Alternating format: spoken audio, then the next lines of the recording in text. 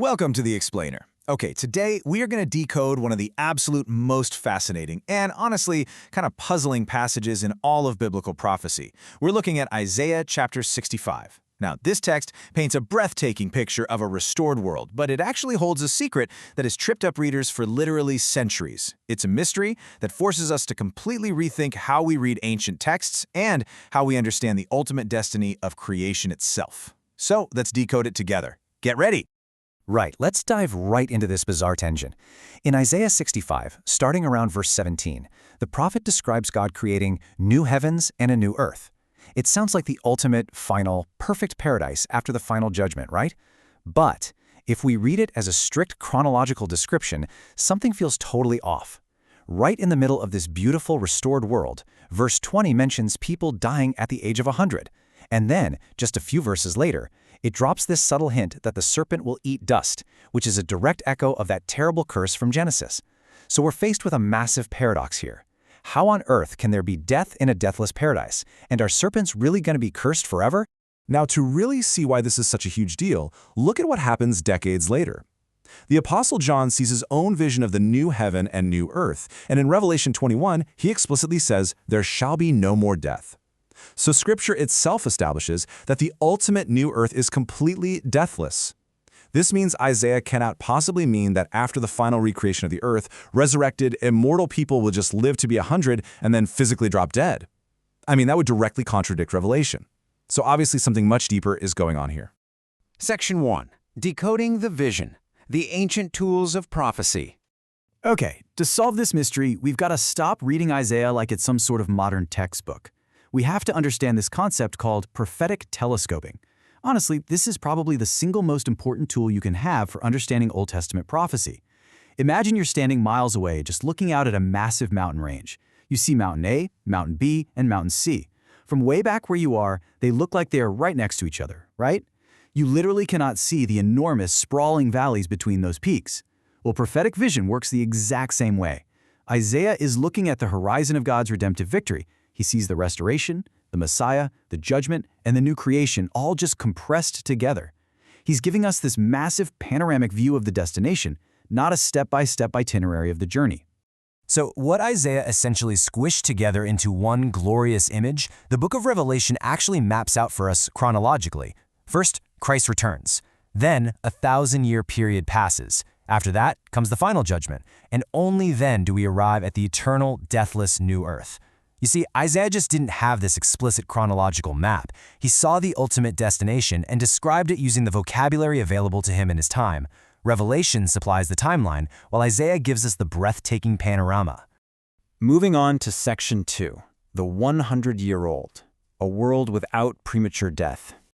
All right, let's unpack that first major clue from verse 20. The absolutely crucial point here is distinguishing between a strict, literal reading and the true prophetic meaning.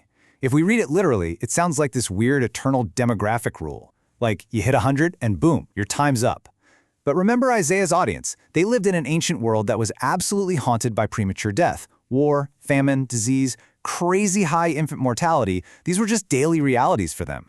Children died young, people rarely ever reached old age. So when Isaiah says, "There will no longer be an infant of days or an old man that hath not filled his days," he's using prophetic language to describe the absolute abolition of premature death. Basically, death is no longer going to stalk human beings the way it does right now. That number 100 in ancient biblical thought, it's not a literal expiration date. It's a really powerful image of extraordinary longevity and divine blessing.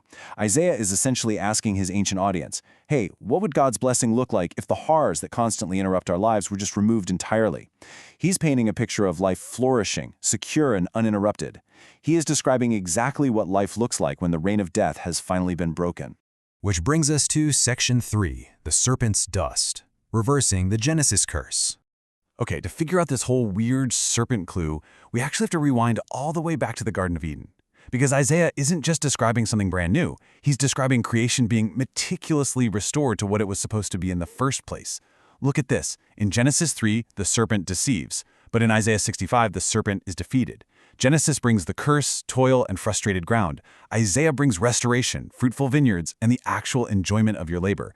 Genesis brings alienation from God. But in Isaiah, God answers before people even finish calling. Genesis ends in violence and death. Isaiah culminates in universal peace and flourishing. God is literally systematically undoing everything the serpent did.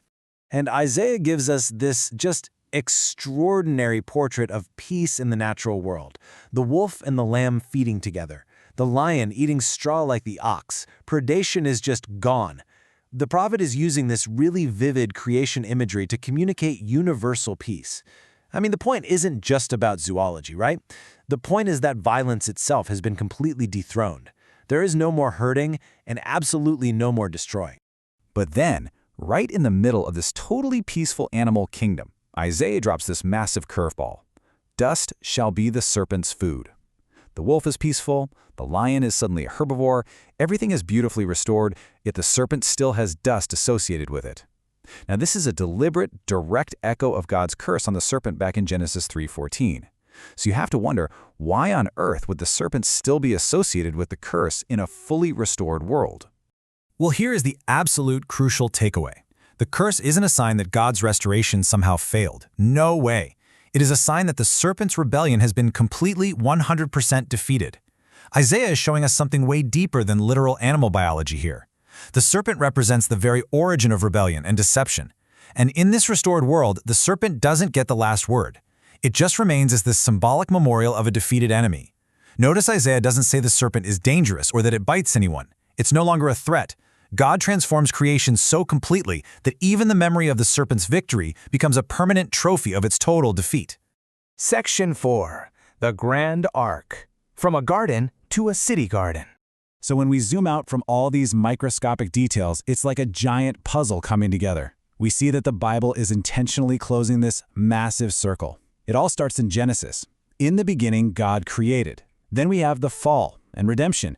But the destination isn't just an escape from the physical world. Isaiah steps in and announces, "I create new heavens and a new earth," using the exact same Hebrew verb for creation that's found in Genesis. And finally, Revelation fulfills the whole thing. I saw a new heaven and a new earth. The ultimate Christian hope isn't about disembodied souls floating on clouds forever. It's about the earth restored, bodies restored, relationships restored. God has not abandoned what He originally created. And honestly, nothing captures this ultimate restoration quite like verse 24. Before they call, I will answer. And while they are still speaking, I will hear. Just think about the sheer tragedy of Genesis for a second. Humanity sinned, and they hid from God. The distance was agonizing. But at the end of Isaiah's vision, humanity doesn't hide anymore. The distance between God and humanity completely vanishes. Honestly, this is arguably even more important than the peaceful lions or the fruitful vineyards. The ultimate restoration is this immediate, unhindered relationship with God Himself. Finally, Section 5. Building the new earth today. Salvation as active participation. Now you might be wondering, what does this ancient text mean for me right now? Well, look at the active verbs of restoration God uses here. You build, you plant, you eat, you pray, you rejoice. We so often imagine salvation as just a rescue mission, like God just getting us out of a bad place. But Isaiah's gospel is so much bigger than that. God isn't just removing the bad stuff, He's restoring our capacity to actively participate in something incredibly good. Salvation is all about being restored to the fruitful, peaceful, creative life you were originally designed to live. And that is a huge game changer for how we live today. Every single time you plant a garden, repair something that's broken, or just make your little corner of the world more peaceful, you are doing something that resembles the direction Isaiah sees all of creation moving toward. You're literally practicing the values of the new earth right now. So I want to ask you, are you choosing cultivation over destruction and life over death in your corner of the world today? Are you living out the values of a restored creation?